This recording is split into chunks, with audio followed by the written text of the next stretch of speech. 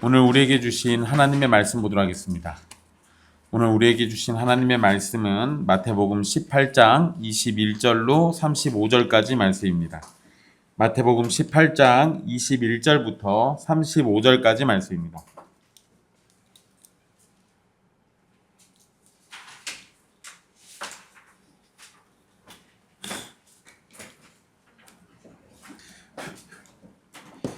귀하신 하나님의 말씀 받들어서 읽도록 하겠습니다. 그때 베드로가 나와 이르되 주여 형제가 내게 죄를 범하면 몇 번이나 용서하여 주리이까 7번까지 하오리이까 예수께서 이르시되 내게 이르노니 7번뿐 아니라 7번을 70번까지라도 할지니라.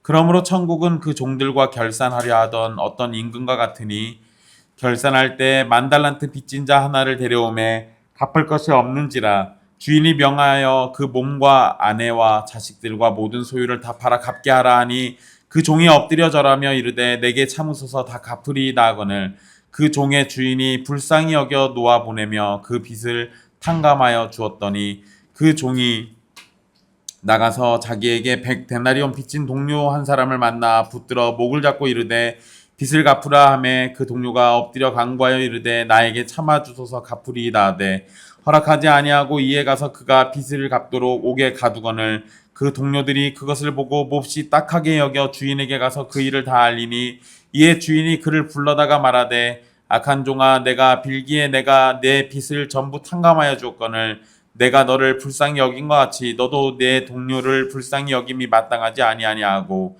주인이 노하여 그 빚을 다 갚도록 그를 옥졸들에게 넘기니라. 너희가 각각 마음으로부터 형제를 용서하지 아니하면 나의 하늘 아버지께서도 너희에게 이와 같이 하시리라. 아멘. 이 말씀은 살아계신 하나님의 말씀입니다.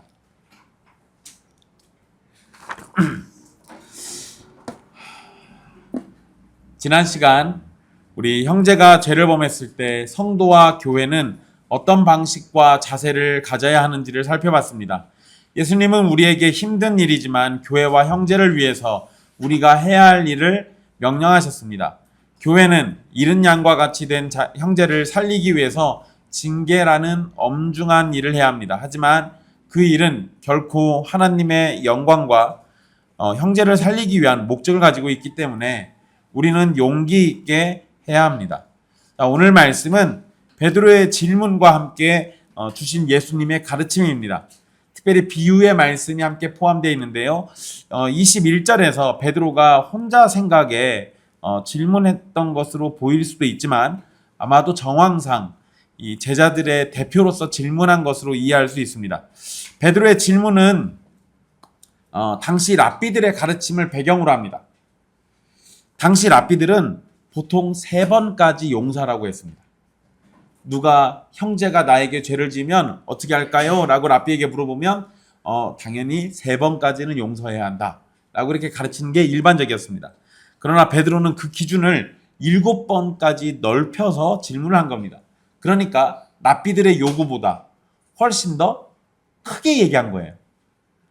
나름대로 이 제자들이 머리를 맞대고 긍휼이 많으신 우리 주님이시니까 3번 가지고 만족 못 하실 거야. 그러니까 7번이라고 하자. 이렇게 얘기했을 수도 있습니다. 또는 베드로가 7이라고 언급한 것은 실제 7이라는 그 횟수를 이야기했을 수도 있지만 7이라는 숫자가 완전함을 의미하기 때문에 베드로가 나름대로 완전하게 용서해야 하는지를 물었을 수도 있습니다. 어쨌든 이 베드로는 7이라는 숫자를 가지고 지금 당시의 개념보다 훨씬 더 넓은 개념으로 이야기를 하고 있는 겁니다. 또한 베드로의 질문에서 회개라는 표현이 나오지는 않지만 회개를 전제한 것으로 우리가 이해할 수 있습니다. 예수님은 베드로의 질문을 넘어서는 답변을 주시는데요. 창세기 4장 24절을 보면 라멕이 사람을 죽이고 자기 스스로를 변호하면서 했던 말이 기록되어 있습니다. 가인을 위하여는 벌이 7배일진데 라멕을 위하여는 벌이 77배 1이로다. 여기에서 라멕은 자신을 위해서 벌이 77배라고 말하는데 누군가 나를 건드리면 77배의 벌을 받을 거다라고 얘기하면서 이건 사실상 복수를 언급한 겁니다. 라멕은 이 자신을 위해서 벌이 77배라고 말했는데요. 이 77이라는 숫자는 숫자 그대로의 의미라기보다 7이라는 완전수를 극단적으로 늘린 수사적 과장으로 이건 측량할 수 없이 많다라는 의미를 가지고 있습니다. 제가 왜 갑자기 뜬금없이 라멕 얘기를 하냐? 예수님은 라멕이 말한 이 복수의 77배를 뒤집어서 용서의 77배로 바꾸신 거예요. 그런데 한글 성경에서는 7번을 70번이라도 이렇게 번역하셨어요. 우리 성경에 이렇게 되어 있죠. 여러분, 이러한 번역이 잘못된 건 아닙니다. 이렇게 번역할 수도 있지만 이 번역은 77이라는 의미로도 번역이 됩니다. 그러니까 7과 77, 요 두 개의 숫자가 나온 건 구약에서는 딱 그 라멕 얘기거든요. 그러니까 그 상황을 예수님이 바꿔가지고 얘기하신 걸로 우리가 이해하는 게 더 정확합니다. 뭐 7 곱하기 70이든 77이든 강조점은 숫자 그 자체에 있는 게 아니라 무한정 용서라는 겁니다. 여러분 7 곱하기 70이면 490이죠? 아무리 정신 나간 사람이라도 490번 정도 잘못을 하기는 쉽지 않습니다. 그거는 혜성이처럼 별 의식이 없는 애가 엄마에게 490번 죄를 지으면 모를까? 그런 거 아니고서는 일반적인 사람이 그렇게 하기는 어렵죠. 77번 똑같은 죄를 지는 것도 비슷합니다. 그러니까 이건 숫자 자체가 중요한 게 아니라 우리가 용서를 할 수 있는 대로 끝까지 용서하라는 것이 핵심이에요. 라멕처럼 복수를 위한 자세가 아니라 용서를 위한 자세를 갖는 것이 마땅하다라는 것이 예수님의 의도입니다. 예수님은 비유의 말씀으로 제자들에게 가르침을 주시는데요. 천국은 종들과 결산하려 하던 어떤 임금과 같다라고 이야기하십니다. 그런데 여러분, 임금이란 표현은 23절에서만 나오고요. 그 뒤로는 주인이라는 표현으로 언급됩니다. 그런데 그냥 우리 성경에서는 주인이라고 번역했지만 이 단어가 우리 예수님을 부를 때 쓰는 그 주님이란 단어예요. 그러니까 예수님은 의도적으로 임금이 바로 주님이신 하나님이시다라고 연결시키고 있는 겁니다. 그러니까 임금의 이야기는 우리가 반드시 누구로 이해하라는 거예요. 하나님으로 이해하라고 예수님이 이 상황을 만들어 놓으신 거예요. 자, 임금이 결산하려고 생각을 가졌습니다. 이것은 돈과 관련된 것을 정리한다라는 의미로 빚을 계산하려는 거예요. 결산하는 가운데 10,000달란트 빚진 자 하나를 데려오게 됩니다. 당시의 달란트라는 것은 가장 큰 화폐 단위였어요. 여러분, 우리나라에서 가장 큰 화폐 단위는 뭐예요? 그렇죠, 5만 원. 아, 수표도 있잖아요. 근데 수표는 빼고, 아니, 수표 빼고 화폐 단위, 우리가 지폐로 쓰는 것 중에 단위 5만 원. 근데 여러분, 달란트가 이 당시에 가장 큰 화폐 단위였어요. 근데 만이라는 숫자가 붙잖아요. 만이라는 말은 실제 만을 의미할 수도 있는데 이 만이라는 단어가 셀 수 있는 가장 큰 수였어요. 그래서 여러분, 사울이 죽인 건 몇? 천천. 다윗이 죽인 건 만만. 그러면 또 어떤 또 고지식한 사람들은 만 곱하기 만이니까 다윗은 1억을 죽였네, 이렇게 따지시는 분들이 있는데 그 얘기가 아니라 셀 수 있는 가장 큰 숫자가 만이었다고요. 만만 이런 건 정말 셀 수 없이 어마무시하게 많이 죽였다, 이 소리예요. 아니, 2만 아니고 만 곱하기 만이야. 만 곱하기 만이야. 그러니까 여기에서 만도 실제 만이라는 숫자일 수도 있지만 셀 수 없이 많다라는 의미일 수도 있는 거예요. 그래도 그냥 우리가 평상시에 알고 있던 대로 만이라는 숫자로 일단 말씀드리도록 하겠습니다. 그래도 사실상 의미는 바뀌지 않습니다. 만이라는 표현, 일단 수를 셀 수 없을 만큼 많은 의미가 있지만 이 달란트에다가 붙여가지고 만을 실제 숫자로 얘기하면 달란트, 1달란트는 노동자가 20년치 품삯을 받는 양이에요. 그러니까 10,000달란트 이러면 20년 곱하기 만 년이죠. 20만 년.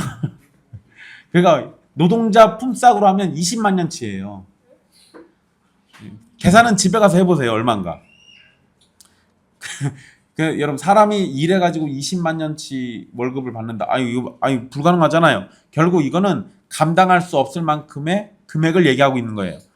만 달란트는 개인이 평생을 만질 수 없는 금액입니다. 여러분들에게 비교할 수 있게 한 가지를 알려드리면 이 당시 갈릴리와 베레아 지역에서 세금을 거두면요 1년 세금이 200달란트였어요. 한 지역에서 거치는 세금이 200달란트라는 얘기는 만 달란트랑 비교하면 이 만 달란트는 한 국가가 걷는 세금보다 더 많은 거예요. 훨씬 많은 겁니다. 그러니 개인이 평생 만 달란트를 만진다는 건 거의 불가능에 가까워요. 그래도 여러분 빚도 능력이라고 하죠. 그러니까 빚도 능력이라고. 근데 이 빚을 빌려주신 하나님은, 이 임금은 더 대단한 존재인 거죠. 어쨌든 예수님께서 비유로 만 달란트를 언급하신 것은 이것이 현실적인 빚이라기보다 신적 영역의 용서, 즉 사람이 하나님께 진 죄의 빚이 얼마나 거대하고 해결 불가능한지 그걸 상징적으로 보여주시라는 겁니다.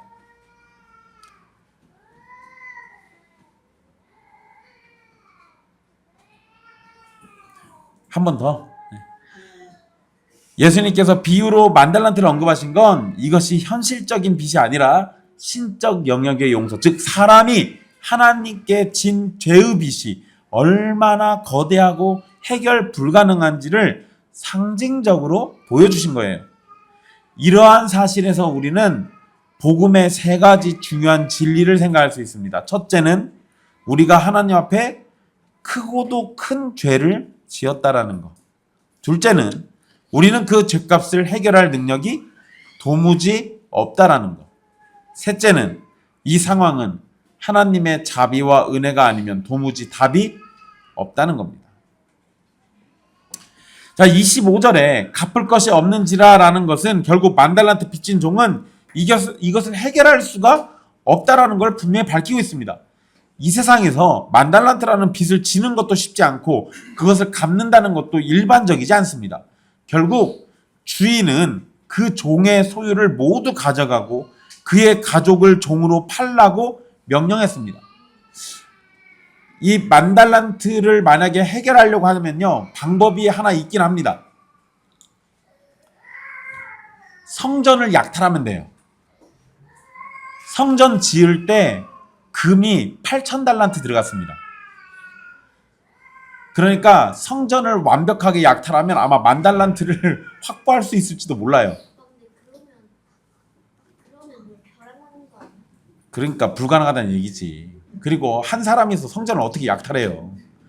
불가능한 얘기예요, 결국에는. 결국 그래서 주인은 종의 모든 소유를 가져가 버리고 그의 가족을 종으로 팔라고 명령하셨어요. 그러자 빚진 종이 왕 앞에 엎드려서 절하면서 자신이 빚을 갚지 못하는 것을 참아달라고 간청합니다. 그러면서 뭐라고 얘기하면 자신이 다 갚겠다라 약속해요. 종은 절박한 가운데 이렇게 말했을 겁니다. 하지만 25절에서 이미 확인된 것처럼 얘는 돈을 갚을 능력이 없어요. 이건 못 갚아요, 어차피. 그러니까 지금은 뭔 소리 하는 거예요? 이거 빚말 하는 거예요. 거짓말입니다. 못 갚아요. 못 갚습니다. 거기에다가 종이 무슨 능력이 있어서 돈을 벌어온다 하더라도요. 만 달란트는 일해서 벌어올 수준이 아니에요. 그러니까 종의 약속은 현실적으로 불가능한 거예요. 결국 그 말은 절박한 외침이었지만 스스로 해결할 수 없는 무력함을 드러내고 있습니다. 자, 26절에 종이 어리석은 약속을 외쳤는데요. 주인은 27절에 그런 종을 불쌍히 여겼다라고 기록되어 있습니다. 갚을 능력이 전혀 없는 상황에서 갚겠다라는 말은 가능성이 없는 말인데 오히려 왕은 이런 말을 들었을 때 화를 내야 맞죠. 근데 동정심을 가지고 그의 빚을 탕감해 줍니다. 사실 종의 간청을 듣고 왕이 해줄 수 있는 자비는 일반적이라면, 자비를 베푼다 하더라도 일반적이라면 알았어, 빚을 갚을 시간 줄 테니까 빚 갚아봐, 이런 거겠죠. 근데 왕은 시간을 주는 걸 넘어서서 그냥 빚 자체를 없애버렸어요. 예수님이 이 말씀하실 때 그 자리에 있던 사람들은 매우 크게 놀랐을 겁니다. 종이 돈을 갚을 능력이 없다는 것도 알고 있고 갚겠다는 약속조차도 말도 되지 않는 것이지만, 그런 종을 불쌍히 여긴 왕이 모든 걸 탕감해 줬어요. 빚진 종이 어리석은 말을 한다면 왕은 오히려 꾸짖고 자신을 속이려는 거짓된 말을 책망했어야 합니다. 하지만 왕은 그런 종을 불쌍히 여겼어요. 이런 모습은 왕으로 비유되는 하나님이 얼마나 은혜와 자비가 크신 분이신지를 보여주는 겁니다.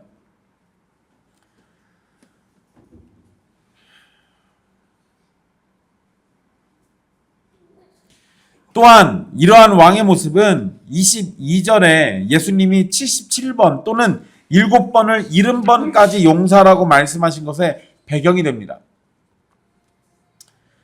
왕이신 하나님이 우리를 이렇게 용서해 주셨다면 우리도 형제의 죄를 얼마든지 용서할 수 있는 겁니다. 자, 여러분, 1세기에서 빚은 죄를 가리키는 표현으로 사용되기도 했습니다. 이게 한 단어 가지고 두 가지 의미를 다 써요. 빚도 되고 죄도 되고.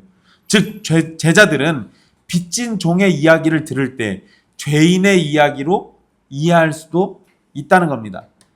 빚을 죄로 이해한다면 도무지 해결할 수 없는 죄값을 하나님께서 자격 없는 죄인을 위해서 은혜와 자비로 해결해 주신 겁니다. 빚진 종의 사건이 이 끝난 것으로 생각될 수 있는데 곧장 다른 사건으로 이어집니다.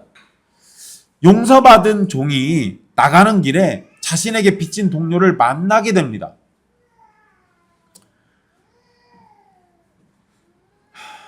그래서 28절에 그 종이 나가서 자기에게 100데나리온 빚진 동료 한 사람을 만나, 이렇게 시작하죠.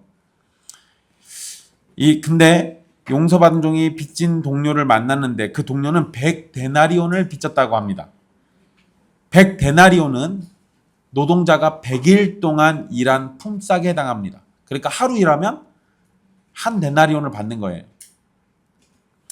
여러분, 이것도 분명 적은 금액은 아니지만 자신이 용서받은 것은 100데나리온과 비교하면 상상도 되지 않는 금액이잖아요. 하지만 용서받은 종은 자신의 동료를 용서해 줄 마음이 눈꼽만큼도 없습니다. 그래서 그의 목을 잡고 빚을 갚으라고 반응하는 겁니다. 근데 여러분, 28절에 목을 잡았다라는 표현이요, 목을 이렇게 잡은 게 아니에요. 이거 목을 조른 겁니다. 의미가 목을 졸랐다는 의미예요. 아니, 죽여버리면 돈을 못 받잖아요. 그러니까 죽일 것처럼 협박하는 거죠. 죽일 것처럼 협박한 거예요. 자신의 주인은 자신에게 돈을 갚으라고 할 때 이렇게 폭력적으로 대하지 않았습니다. 그런데 용서받은 종은 자신의 동료를 폭력적으로 대하고 돈을 갚으라고 하고 있어요. 여기에서 여러분, 이 종이 매우 악하다는 사실이 숨겨져 있습니다. 28절에 빚진 동료 한 사람을 만나라고 할 때 이 표현에서요, 만나다라는 단어 있잖아요. 그 단어는 그냥 가다가 만나다가 아니라 찾다라는 의미가 있어요. 그러니까 얘가 뭐 한 거예요? 나가서 찾은 거예요. 용서받은 종이 나가다가 우연히 자신에게 빚진 동료를 만난 게 아니라 의도적으로 빚진 사람을 찾아간 겁니다. 방금 상상도 할 수 없는 금액을 용서받은 사람이 은혜를 받은 직후에 한 행동은 빚진 동료를 찾아서 무자비하게 돈을 뜯어내는 거예요. 잠깐만, 왜 하필이면 지금 이랬을까요? 여러분, 이거 약간 이상하지 않아요? 얘 왜 하필이면 빚진 동료를 지금 찾아갔을까요? 여러분, 한 가지 더 생각해 보면요, 지금 왕한테 불려갔잖아요. 뭐 하라고? 빚 갚으라고. 근데 내가 수중에 돈이 있으면 뺏길 거 아니에요. 그러니까 나한테 빚진 사람은 나중에 만나. 지금 내가 얘한테 빚을 받으면 이거 왕한테 뺏겨요. 그러니까 이거 제껴놓고 돈 없는 척 하고 있다가 왕이 탕감해 주니까 용서받았잖아요. 이제 가서 그 빚 찾으면 그건 순전히 내 돈이잖아요. 그러니까 이제 나은 거예요. 얘는 사람에게도 악하고 임금에게도 악한 거예요.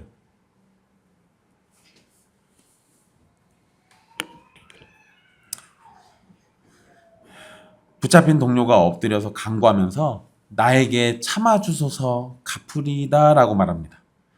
이 동료가 한 말은요, 26절에 이 빚진 종이 왕에게 했던 말과 똑같은 겁니다. 근데 여러분 여기에선 차이가 있죠. 만달란트 빚진 종은 갚지 못할 것이 분명하면서도 갚겠다라고 거짓말을 했고, 100데나리온 빚진 사람은 갚을 수 있기 때문에 갚겠다라고 얘기한 거예요. 100데나리온이 적은 돈은 아니지만 시간만 주면 다 갚을 수 있는 거잖아요. 두 사람은 빚진 액수는 다르지만 빚을 갚겠다라는 말을 하며 자비를 구하는 상황은 똑같습니다. 그러면 우리는 방금 자신이 받은 자비를 따라서 똑같은 자비가 있기를 기대할 겁니다. 자비를 구하는 상황에서 용서받았던 종은 자비를 주기보다 당장 빚을 갚으라고 말하고 이 동료를 감옥에다 가둬버립니다. 바로 직전에 자신이 받았던 자비와 용서를 생각하면 이건 아무것도 아닌데 자신에게 자신도 똑같이 자비와 용서를 베풀 수 있었을 텐데 만달란트 빚진 종은 아무것도 배운 게 없는 거예요. 게다가 여러분 빚을 갚도록 감옥에다 가뒀다라고 그러잖아요. 이 표현도 너무나 잔인한 처분입니다. 일단 빚진 동료는 감옥에 있기 때문에 동료가 직접 빚을 갚지는 못하잖아요. 그럼 어떻게 하라는 거예요? 남겨진 가족들에게 빚을 갚으라는 거지. 이 동료 가둬놨으니까 야 돈 있으면 집에 가서 빨리 돈을 찾아갖고 오든지 아니면 니들이 나가서 벌어갖고 와. 이거잖아요. 용서받은 종은 자신의 동료를 향해서 너무나 가혹합니다.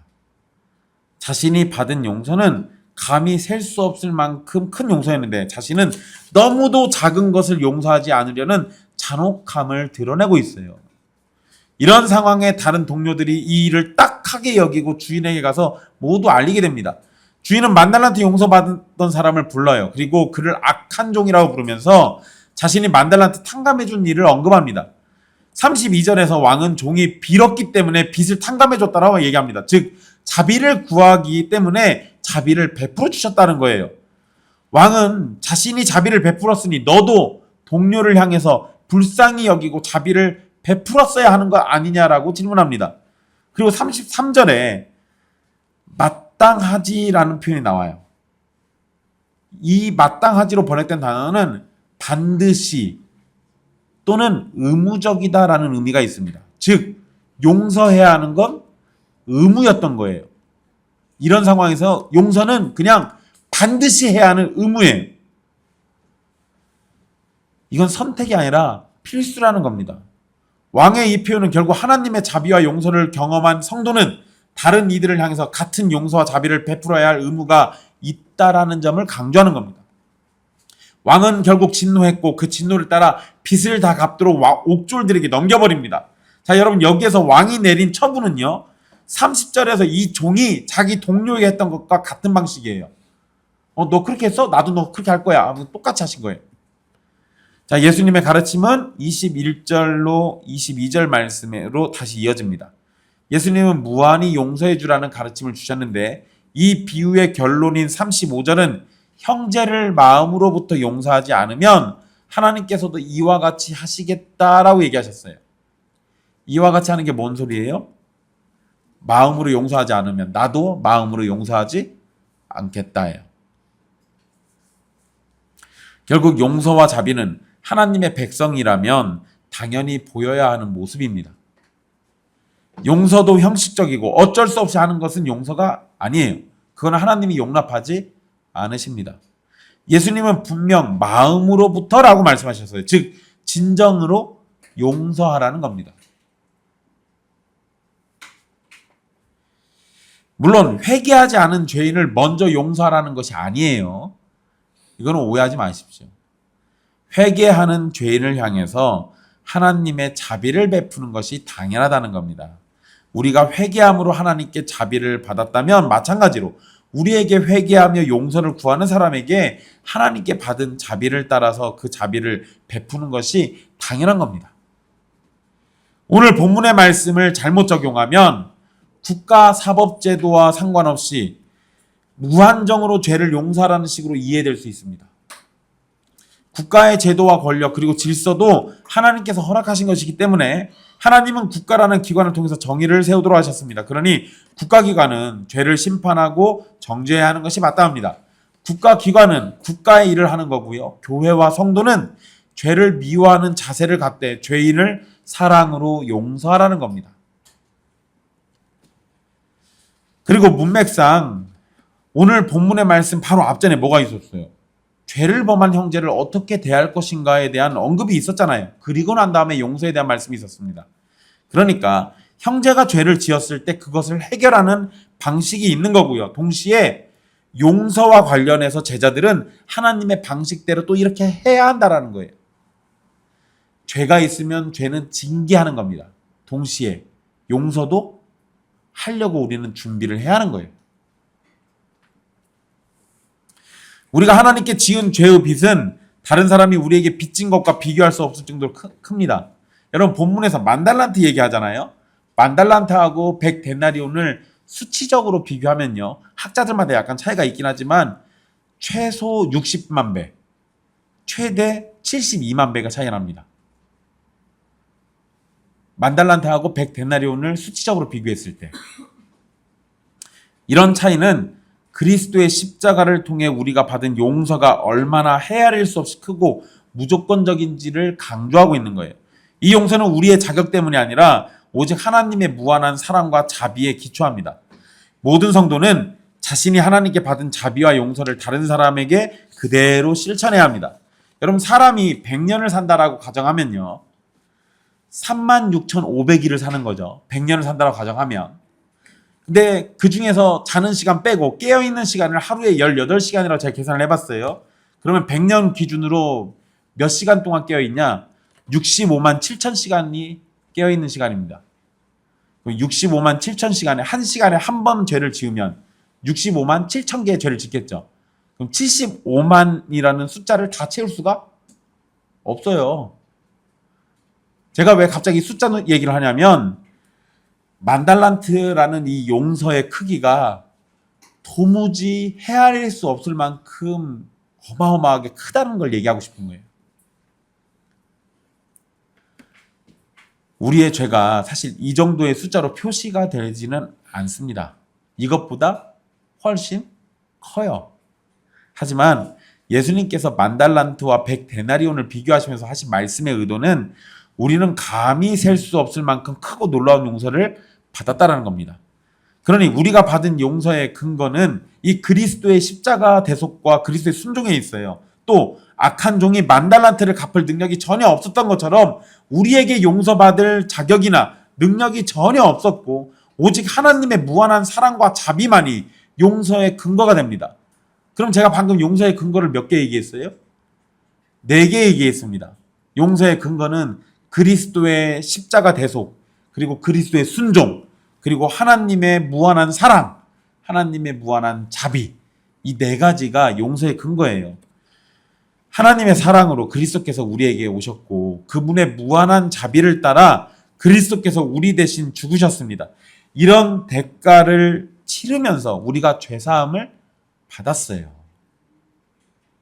우리가 얻은 용서는 세상의 모든 돈을 합쳐서도 값을 치를 수 없을 만큼 고귀합니다. 그렇기 때문에 우리는 누군가를 용서하기에 앞서 우리가 받은 용서의 가치가 얼마나 놀라운지 깨달아야 합니다. 우리가 얼마나 사랑받고 있고 얼마나 은혜를 누리고 있는지를 온전히 깨닫는다면 하늘로부터 오는 사랑으로 삶을 충분히 살아갈 수 있는 겁니다. 예수님의 비유는 자칫 성도의 견인교리와 충돌나는 것처럼 보이긴 합니다. 왜냐하면 만달란트 용서받았는데 용서받은 걸 뺏어버리잖아요. 그거 다시 가둬버리잖아요. 그러니까 이거를 어떤 사람들은 성도의 견인교리가 아니다. 그거는 이 성경의 가르침과 부합하지 않는다라고 하면서 이야기하는데요. 그런데 여러분 예수님께서 비유를 말씀하실 때 성도의 견인교리를 가르치시려고 한 게 아니라 용서라는 성품이 하나님의 백성에게 나타나야 한다라는 데 집중하고 계신 거잖아요. 그러니까 이 본문은 성도의 견인교리하고는 상관없는 거예요.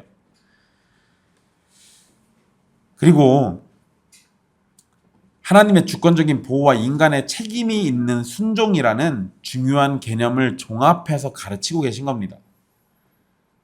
남들 용서하지 않고 여기 지금 용서받았던 그 만달란트 빚졌던 그 종이 했던 행동을 보면 이건 사람이 아니에요. 근데 이런 행동하면서 하나님을 믿습니다 라고 얘기하면 하나님이 구원해 줘야 돼요? 아니라고요. 그런 거 아니라고요. 하나님은 주권적으로 우리를 보호하십니다. 하지만 동시에 하나님은 우리에게 책임 있는 순종을 요구하기도 하세요. 두 가지는 상충되는 게 아니에요. 성도는 하나님의 주권적인 보호 아래에서 안전합니다. 그러나 바른 성도는 안전하다는 사실로 교만하게 행동하기보다 거룩하신 하나님 앞에서 두려움을 가지고 좁은 길을 걸어가야 하는 겁니다. 그리고 그러한 성도는 하나님의 용서를 따라서 용서라는 책임 있는 모습을 보이게 되는 겁니다. 하나님께 이렇게 놀라운 은혜를 받은 성도는 다른 사람이 자신에게 저지른 잘못을 용서해야 할 명백한 의무를 가집니다. 33절에 왕이 불쌍히 여김이 마땅하지 아니하냐라고 말씀하신 것과 연결해서 삼위 하나님의 특징적인 성품이 자비라는 점을 더한다면 하나님의 백성은 마땅히 자비로워야 하는 거예요. 반대로 자비를 베풀지 않는 사람은 하나님의 백성이 될 자격이 없는 겁니다.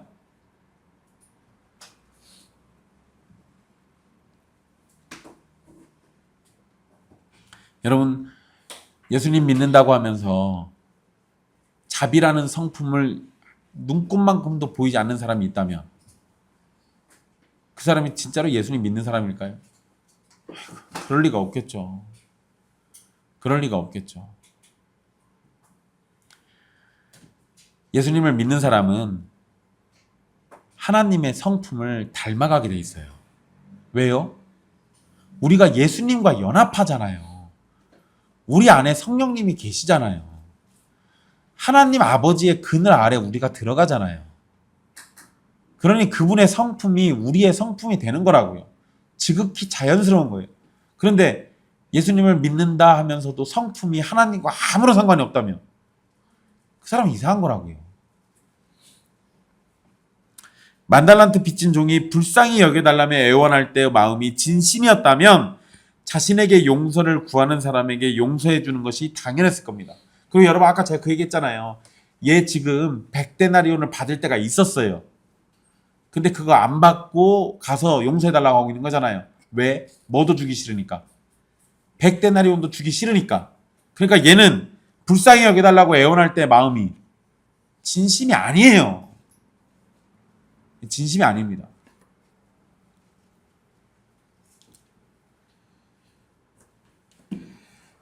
여러분 제가 이거 말씀 준비하면서요. 감정이입이 너무 됐어요.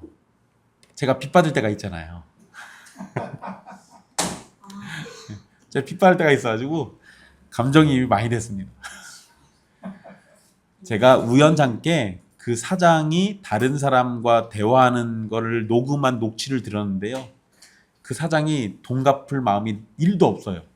근데 중간에 그 다른 사람들이 다른 농가가 그 사장한테 당신 아들 얘기를 꺼내니까 이 사람이 아들 얘기 꺼내니까 화를 내더라고요. 여러분 이거는 제가 이거 찾으면서 아는 건데 이 사장이 자기 돈을 아들이랑 딸한테 다 돌려놨어요. 그러니까 아들을 건드리면 자기 돈이 튀어나오니까 아들을 건드리면 안 돼. 만약에 진짜로 돈을 갚을 마음이 있으면 아들이랑 딸한테 돌려놓은 돈도 찾아와서 돈을 갚아줬겠죠. 돈을 갚을 마음이 없으니까 그거는 꽁꽁 숨겨놓고 돈 없다고 배째라는 거예요. 만달란트 빚진 종도 100데나리온을 받아올 때가 있었습니다. 비교도 안 되지만 진짜 용서를 구하는 사람이라면 눈꽃만큼이라도 들고 와가지고 제가 가진 게 이거밖에 없습니다라고 했어야 하는 게 마땅하지 않겠습니까? 얘는 그럴 마음이 없다고요. 진심이 아니었던 거예요. 여러분 용서하려는 의지는 참된 제자도의 기본적인 특징이며 이것은 또한 낮아짐의 한 모습이 되는 겁니다. 이를 거부하는 것은 하나님의 심판을 불러일으키는 심각한 죄예요. 하나님은 우리가 하나님께 받은 용서의 경험을 바탕으로 우리의 삶을 살아가며 하나님의 용서와 사랑을 나타내기를 원하십니다. 하나님께 매 순간마다 죄를 용서받는 존재가 다른 형제의 단 하나의 죄를 용서하지 않는다면 그것은 하나님의 은혜를 외면하는 심각한 범죄입니다. 거기다 여러분, 우리는 정말 매 순간마다 하나님께 용서받고 있잖아요. 그러면 7 곱하기 70에서 490개라고 칩시다. 매 순간마다 용서받은 그 횟수가 얼마나 크겠어요? 그럼 490개를 용서 못합니까? 아니요. 그 용서 못할 것도 아니에요. 용서는 참된 제자도의 본질입니다. 물론 그건 쉬운 일이 아니에요. 특히 깊은 상처를 입은 경우에는 더 많은 시간과 치유가 필요합니다. 폭력으로 또는 무슨 성적인 어떤 그런 폭행으로 이런 것들은 쉽게 용서가 되지 않아요. 그래서 여러분, 예수님은요, 용서하라고 말씀하셨지 그것이 즉각적이어야 한다라고 말씀하시진 않아요. 왜냐하면 우리의 연약함을 아시니까. 하나님께서 우리를 용서하신 것은 정하신 때가 되면 즉각적으로 이루어지는 것이지만 우리가 다른 이들을 용서하는 것은 때로 많은 시간과 노력이 필요하며 여러 과정이 있어야 합니다. 중요한 것은 용서는 어려운 일이지만 천국의 백성이 항상 추구해야 할 목표라는 겁니다. 그리고 우리가 형제를 용서하는 것은 하나님의 용서에 비하면 수치적으로 72만 가운데 1개를 용서하는 것과 같아요. 그러니까 내가 용서해야 할 그거에 집중하지 말고 내가 받은 용서를 생각하면서 용서하시라고요. 그러면 못할 것이 없는 거예요. 사랑하는 형제자매 여러분, 예수님께서 베드로에게 주신 말씀은 분명합니다. 하나님께 받은 용서를 기억하며 끝까지 용서하십시오. 용서하지 않으면 하나님 아버지께서 그대로 용서하지 않은 것을 갚아주실 겁니다. 그런데 이 이야기의 더 중심은 하나님 아버지가 얼마나 우리를 용서해 주셨는가를 깨달으라는 겁니다. 우리의 용서도 결국 하나님의 용서에 근거하는 겁니다. 천국의 백성은 천국의 왕이신 하나님의 헤아릴 수 없는 자비와 관대함을 본받아야 합니다. 복수의 화신이었던 람에게 77배를 뒤집어서 하나님의 자녀인 천국 백성은 77번까지라도 용서해줘야 합니다. 왜냐하면 지금도 우리 주 하나님은 예수 그리스도 안에서 우리를 계속해서 용서하고 용납해 주시기 때문입니다. 하나님이 베푸신 구원의 가치를 알지 못하면 일주일을 죄짓고 예배 때 회개하면 된다는 식으로 가볍게 여기는 모습을 보이게 됩니다. 마찬가지로 하나님이 베푸신 용서의 가치를 알지 못하면 자신과 비슷한 처지에 놓인 사람을 용서할 줄 모르는 겁니다. 이는 하나님이 베푸신 자비와 긍휼 그리고 은혜를 제대로 깨닫지 못했기 때문입니다. 하나님의 사랑을 받았다면 그 사랑의 가치를 온전히 안다면 깨달은 사랑의 가치를 따라서 하나님의 백성다운 성품으로 살아가며 그렇게 하나님의 백성다움을 드러내십시오. 그 일을 위해서 우리 주 예수 그리스도께서 우리의 머리가 되어주신 겁니다. 그리고 용서의 목적은 단순히 용서해서 하나님의 백성다움을 드러내라는 정도가 아닙니다. 용서를 통해서 길 잃은 양이 하나님께 돌아오도록 하기 위함이에요. 그러니까 달리 얘기하면요, 여러분들에게 용서하라고 압박만 하고 있는 게 아니라 여러분의 용서가 선하게 사용됐을 때 길 잃은 양이 주님의 품으로 돌아올 수도 있다라는 거예요. 그러니까 그걸 위해서 용서라는 겁니다. 결국 우리의 용서는 하나님의 영광과 뜻을 드러내는 도구가 될 것이고 우리의 용서는 하나님의 기쁨이 될 겁니다. 힘듭니다. 용서하는 거 쉽지 않아요. 하지만 내가 받은 용서에 집중하십시오. 그리고 용서하면 여러분의 용서를 주님께서 분명히 귀하게 사용하실 겁니다. 기도하겠습니다.